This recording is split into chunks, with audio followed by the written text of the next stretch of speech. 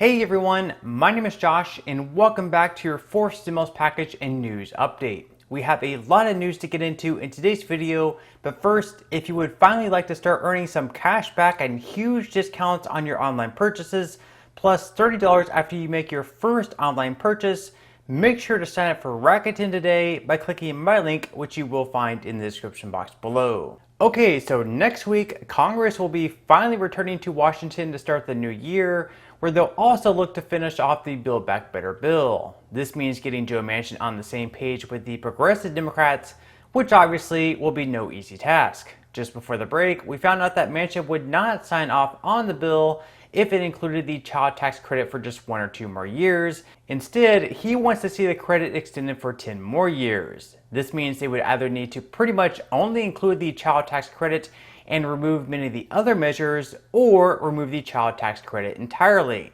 Being that the child tax credit payments have been a huge talking point among Democratic leaders, it's going to be difficult for progressives to be okay with removing them from the package. And really, to remove anything from the package, it's going to be incredibly difficult for Democratic leaders, being that they originally wanted to spend around $3 to $6 trillion. Only because of Joe Manchin's pushback against such a high spending bill are they being forced to trim several of the policies out.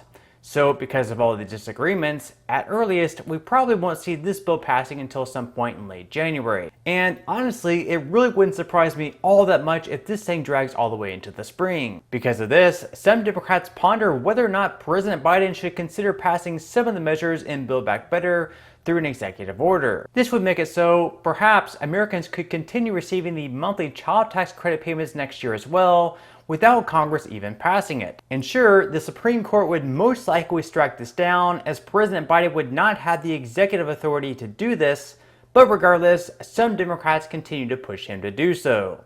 Here is Democratic Representative Susan DelBene discussing the best path forward for the Build Back Better Act and her thoughts on whether Biden should use an executive order to pass some of the policies.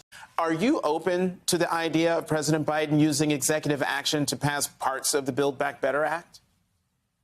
Well, I think we have to be clear that we need long-term durable policy, and executive action can be helpful, but it does not provide durable policy. That's Congress's role. And so I think Congress needs to act. And especially we look at things like the child tax credit, the only way we're going to extend that is through passing legislation. We are a co-equal branch of government. We have to do our part. So then what's the best way forward for legislation? Well, we're going to continue those discussions to look at how we bring policy together. Sometimes policy goes through rough passage along the way to finally getting it passed. And part of it is having a discussion about the impact we're seeing. And the child tax credit is a great example. We have seen incredible impact just in the last 6 months. Those first checks went out in July.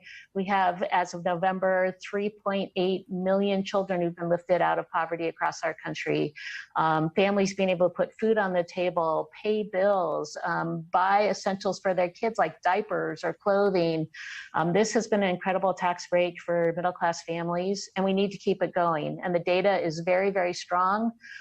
This creates huge opportunities for our kids long into the future. And the way that we're going to make a difference is by keeping it going. We need to keep it going.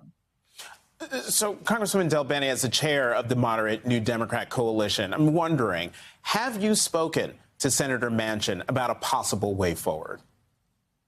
I have not spoken to him about a way forward right now. I think when we go back in January, those conversations will continue because we have to talk about the data, what we've seen, but how important it is that we make a difference for families. People want to see governance work. They want to see us get things done.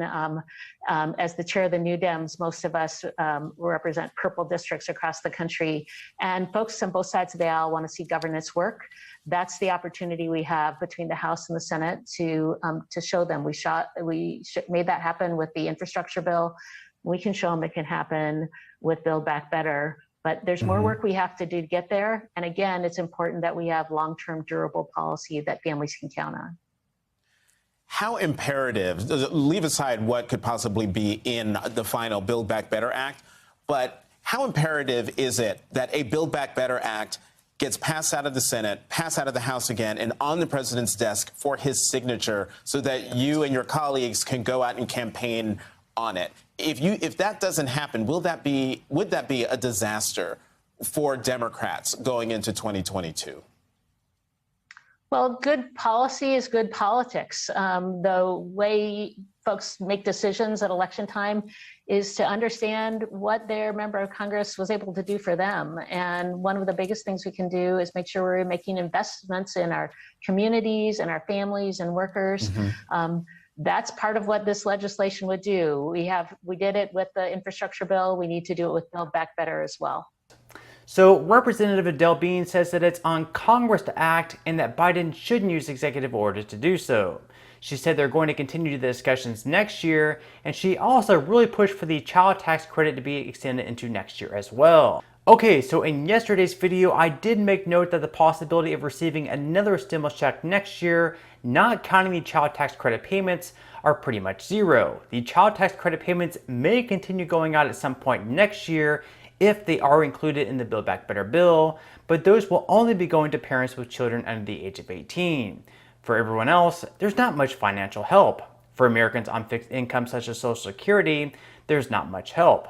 Sure, Social Security recipients will be receiving the largest cost of living adjustment in decades, but that's only to make up for all the recent inflation taking place.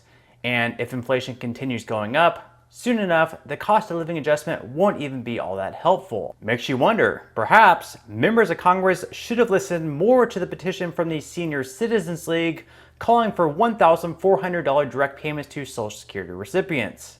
Since that petition, we really haven't heard all that much. Or perhaps something should finally be done to get this rapid inflation under control. Also next year, back to the child tax credit for just a moment. For those of you who had newborns this year, you will be able to claim the entire child tax credit on your tax returns. This means if you had your first baby this year, you'll be able to claim a $3,600 credit. And if you already have one child and receive 6 payments of $300, you'll be able to claim the other half of the credit for that child, $1,800, on your tax returns, in addition to your newborn, who will be eligible for $3,600. In total, if that's the case, you will be able to claim a $5,400 credit. In addition to that, if you had a newborn this year or adopted a child, you will be able to claim $1,400 more on your tax returns, which would account for the third round of stimulus checks that were sent out from the American Rescue Plan. Since they wouldn't have been born before the payments were sent out, you'll still be able to claim them in the new year. Furthermore, if you didn't receive the third stimulus check and you were eligible to receive it, that's another credit that you will be able to claim once you go to file. As far as how you'll be able to do that, your accountant should be able to walk you through all the steps, and most accounting software, including the free ones,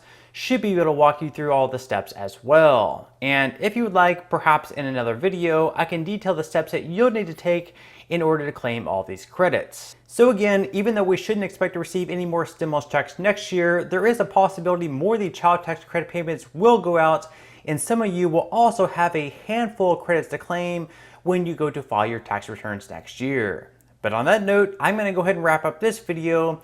Again, if you do any online shopping and would like to start saving and earning cash back, I would highly recommend signing up for Rakuten by using my link in the description box below. On every purchase you make, you'll earn anywhere between 1 and 20% cash back, which means on a $100 item, you'll receive up to $20 in cash back. Plus, on the first purchase you make, you'll earn at least $30 in cash back as long as the item you purchase is for at least $30. Start saving and earning more cash back today by signing up for Rakuten.